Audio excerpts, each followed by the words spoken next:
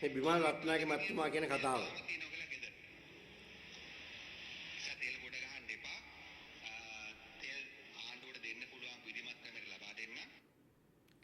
දැන් එතුමා කියනවා තෙල් ගොඩ ගහන්න එපාලු. වවුනියාවේද කොහෙද එතුමාගේ හිතවතෙක්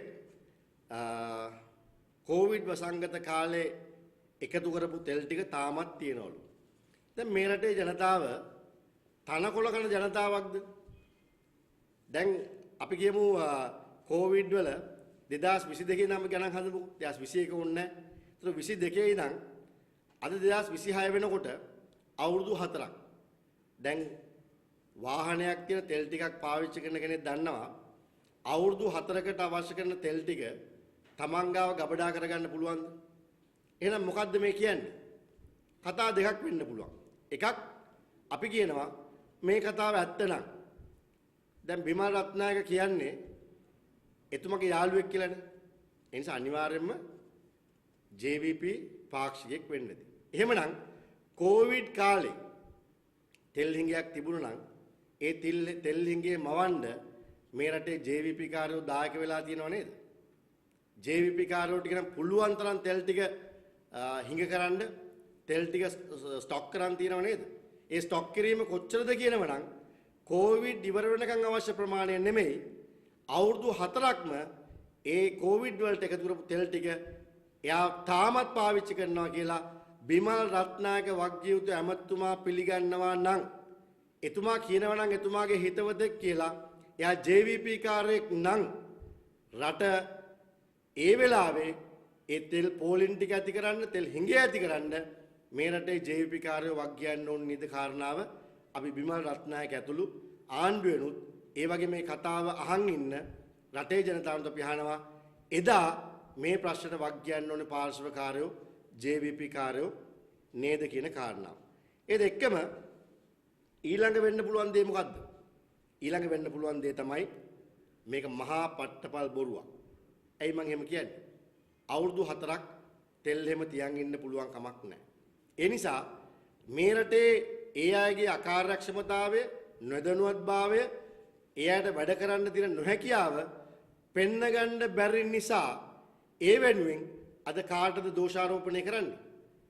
ඒ අයට ඡන්ද ලබා දුන්නු අණ්ඩු කුමාර ජනාධිපතිතුමාව ජනාධිපති කරපු තුනෙන් දෙකේ ආණ්ඩුවක් හදන්න කතරේ ගහපු ජනතාවගේ පැත්තට වරද දානවා. මේක ආණ්ඩුවේ ප්‍රශ්නයක් නෙමෙයි, මේක ආණ්ඩුවේ නොහැකියාව නෙමෙයි, මේක ඔබ තෙල් එකතු කරන නිසා ඒ නිසා තමයි අද මේ රටේ තෙල් හිඟයක් ඇති වෙලා තියෙන්නේ කියන කාරණාව රටේ ජනතාවගේ කරපට තියන්න උත්ගදරන උත්සාහයක් විදිහට තමයි අපි දකින්නේ. එහෙනම් මේක මේ කතා දෙකෙන් දැන් ආණ්ඩුවට පුළුවන්කම තියෙනවා එකක් ලෙහන්න. ඒ කොහොමද? බිමල් රත්නායක කියන විදිහටම එතුමාගේ හිතවතෙක් නම් එතුමාට කතා කරලා කිව්වනම් අනේ අපි කියනවා අර අහිංසක ගොවි මහත්තයෙක් බූලියක් කරන් තෙල් ටික ගන්න එනකොට අර පොලිසියේ මහත්තුරු ටික දාලා ඉවරලා මහා හොරෙක් ගන්නට දාලා ඒ බැරල් එකත් පොලිස් ජිප් එකට දාගෙන ඒ මිනිහන් නඩුත් පවරනවා. ඒ නිසා දැන් බිමල් රත්නායකට පුළුවන්කම තියෙනවා ඒ තමන්ගේ හිතවතාගේ නම CID එකට කියලා එහෙම නැත්නම් මොකක් හරි මේ පිළිබඳ පරීක්ෂණයක් කරන ආයතනයකට කියලා අවුරුදු 4ක් තෙල් හංගන් හිටපු නිසා එයාට නඩු දාන්න අවශ්‍ය නීතිමය පියවර ගන්න බිමල් රත්නායකට පුළුවන්කම තියෙනවා. එහෙමනොත් අපි පිළිගන්නම් ඔබතුමා කියන මේ කතාව ඇත්ත. එහෙම නැත්නම් ඔබතුමා මහා බොරුවක් කරලා වංචාවක් කරලා තමන්ට ඡන්දෙ දුන්නු ඡන්දදායකයාගේ කරපිට මේ වරද පටවන්න එපා. තමන්ගේ නොහැකියාව රට ඉදිරියේ දැන් පෙනිලා ඉවරයි. මේක මේ රටේ ජනතාව දැන් දන්නවා. ඒ වගේම සුනිල් හඳුන්හෙත්ති මහත්තයාත් මෙහෙම කියනවා. එයාක් මොකද්ද කියන්නේ? මාසයක් නතර කරන්න එයාට තීරණය ගන්න පුළුවන්. එයාට තීරණය ගන්න පුළුවන් මේ ලංකාවේ ඉන්න තමන්ගේ දරුපවුල් මොනවා හරි කාලා කොහොම හරි ඉන්න අපි මාසයක් ලංකාවට විදේශ විනිමය වන්නේ නැහැ. අපි මාස දෙකක් විදේශ විනිමය වන්නේ නැහැ කියලා. මාස 3ක් විදේශ විනිමය වන්නේ නැහැ කියලා තීරණයක් අරගෙන ආණ්ඩුවට මට්ටු කරන්නත් එයාට පුළුවන්. ආණ්ඩුවට ලංකාවට එවන විදේශ විනිමය එක මාසයක් නතර කරන්න එයාට තීරණය ගන්න පුළුවන්. එයාට තීරණය ගන්න පුළුවන් මේ ලංකාවේ ඉන්න තමන්ගේ දරුපවුල් මොනවා හරි කාලා කොහොම හරි ඉන්න අපි මාසයක් දැන් පේනව නේද මේ වගකියුතු මේ ආණ්ඩුවේ ඉන්න දැන් ඇමතිතුමාලා එදා කොවිඩ් වසංගතයේ වෙලාවේ මේ රට අපහසුතාවකට පත් කරපු විදිය අපිට පේනව නේද? රටේ ජනතාවත් ඇවිස්සුවා. විදේශ විනිමය රටට එවන ඒ ටිකත් ඇවිස්සුවා. එහෙම තමයි මේ රටේ කුලප්පු කරේ ජනතාව ඉතාමත් අසිරිතාවයකට පත් වෙන විදිහට මේ රට පත්කරන්න ඔය කියන සුනිල් හඳුන්නෙත්තිලා එදා වැඩ කරපු විදිය දැන් අපි රටේ ජනතාවට කියනවා මේක ඇහුවා වගේම Facebook එකේ මේවා ගිහිල්ලා බලන්න YouTube එකට ගිහිල්ලා බලන්න ඒ අවස්ථාවේදී කොවිඩ් අවස්ථාවේදී කොහොමද මේ අය රට අසීරුවට පත් කළා දැන් ඔබතුමාලගේ ඡන්දෙන්ම ආණ්ඩුවක් අරගෙන ඔබතුමාලගේ ඡන්දෙන්ම බලය අරගෙන ඔබතුමාලටම බොරු කියලා හැබැයි තාමත් ඔබතුමාලට අවශ්‍ය සහයෝගය සහනය ලබා දෙන්නේ නැතුව බලය ලබාගෙනත් තාමත් බලය රැක ගැනීම වෙනුවෙන් බොරු කියනවා කියන කාරණාව ඔබතුමාලම සහතික කරයි මේවා අපි පොඩ්ඩක් මතක් කරලා දෙනවා ඔබතුමාලට. ඒ වගේම අපේ රටේ ජනාධිපතිතුමා එතුමාගේ කතාවක් තියෙනවා මේක එතුමා ආණ්ඩුව අරගෙන මං හිතන්නේ අවුරුද්දක් පිරෙන අවස්ථාවක් කරපු කතාවක්. දැන් මේ කතා සේරම පෙන්නුවාම අනේ ආයි කියන්න එපා මේවා අපි කරපු කතා නෙමෙයි. මේවා AI වලින් නිර්මාණය කරලා අපිට මඩ ගහන්න කරන කතා කියලා කියන්න එපා. මේවා රටේ ජනතාව මීට කලිනුත් බැලුව දේවල් තමයි දැන් අපි පොඩ්ඩක් මේ මතක් කරන්නේ. මේ තෙල් ටැංකි 99 ලංකාවට තෙල් බෙදන්න වැඩි. අපිට එච්චර කමඩ ඕනේ නැහැ තෙල් බෙදන්න. අපි පොළොන්නරුවේ තියෙන මුතුරාජ වෙල තියෙනවා. නේද? අපිට තවත් ත්‍රිකුණමලේ තෙල් ටැංකි 99ක්. දැන් ඇහුණා නේද? දැන් එතුමා කියනවා අපිට තෙල් ටැංකි 99ක් මොකටද කියලා එතුමා අහනවා. කාගෙන්ද මේ අහන්නේ? රටේ ජනතාව ඉදිරියේ රැස්වීමක් තියලා එතුමා අහනවා ගබඩා කරගන්න අපිට මෙච්චර මොකටද? අපිට අවශ්‍ය කරන්නේ ටැංකි 21යි. ඒ වගේම අපේ අහවල් සමාගමටත් අපි දුන්න තවත් 10ක්.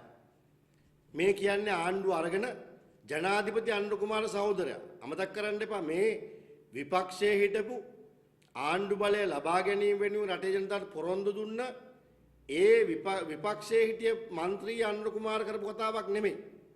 ආණ්ඩු බලය අරගෙන ජනාධිපතිවරයා විදියට 3-2 ආණ්ඩුවක නායකයා විදියට අනුර කුමාර ජනාධිපති සහෝදරයා කරන කතාව.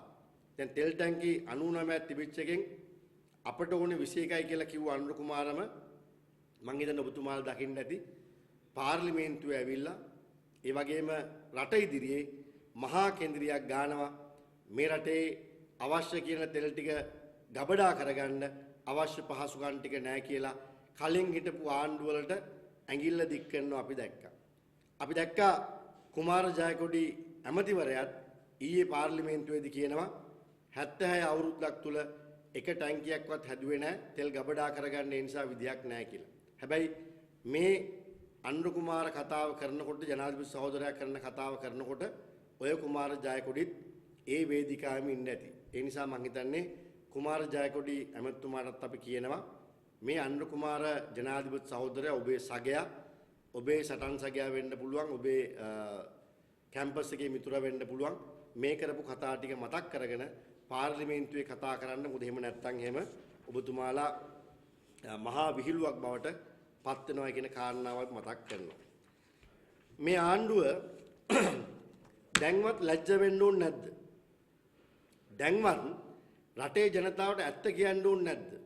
දැන්වත් Tamanට ඡන්දය ලබා දෙන Tamanට බලය ලබා දුන්නු ජනතාව වෙනුවෙන් එතුමලා පොරොන්දු වෙච්ච දේ කරන්න උත්සාහයක් කරන්න ඕන කමක් නැද්ද? මේක අපි අහනවා ආණ්ඩුවෙන්. අපට නම් තේරෙන්නේ මොකද්ද? මෙයාගේ නොහැකියාව නිසා රට අසාර්ථක වෙලා තියෙනවා. ඒ අසාර්ථක වුණත් කොච්චර රට අසාර්ථක වුණත් හැබැයි තාමත් මෙයාගේ උද්දච්චකම එක දශමයෙන්වත් අඩු වෙලා තියෙනවා. තාමත් මේ රටේ ඇති වෙලා තියෙන ප්‍රශ්නෙට ලෝකයේ ඇති වෙලා තියෙන ප්‍රශ්න වලට මෙයා දෙන උත්තර වලින් අපිට තේරෙනවා උද්දච්චකම ලොකුයි. රට කොච්චර අසාර්ථක වුණත් නෑ අපි ඔළුව නමන්නේ නෑ. අපි තාමත් බොරු කියනවා. අපි තාමත් ඔබව රවට්ටන්න අපි සූදානම්. අපි බොරුවෙන් දුවන්න සූදානම් කියන ඒ උද්දච්ච මානසිකත්වයෙන් තමයි තාමත් මේ හැසිරෙන්නේ කියන කතාව අපි රටේ ජනතාවගේ මතක් කරලා දෙන්න කැමතියි. ඒ නිසා අපි අහනවා බොරු නෙමේද මේ තාමත් මේ කියන්නේ. මේ රටේ ජනතාවෙන් අපි අහනවා. එහෙනම් තීන්දුව ජනතාව සතුයි.